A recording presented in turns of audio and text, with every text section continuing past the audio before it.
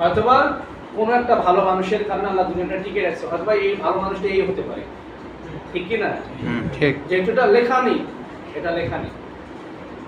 তো যাই হোক, এই বাস্তবতা ঢেলাঢেলি, তারা এতটা জঘন্য, যেখানে আলেম ওলামাদের পিছনে মানুষ নামাজ পড়ে, আলেম ওলামাদের সাথে মুসাফা করার জন্য মানুষ পাগল হয়ে যায়, সেই মানুষগুলোকে তারা কিভাবে মারছে।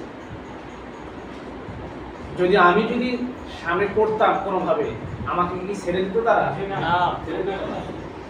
আমাকে সরাসরি ঢাল মারছে, এই সামনে এসে এই দিক দিয়ে চলে গেছে।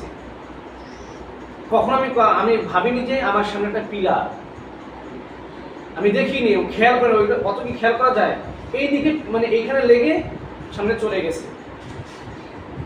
সামনে ককটেল, সামনে আমার হাতের এক হাত সামনে ককটেল করছে 4-5টা। এগুলোর একটা অভিজ্ঞতা আমি দেখছি যে তারা এতটা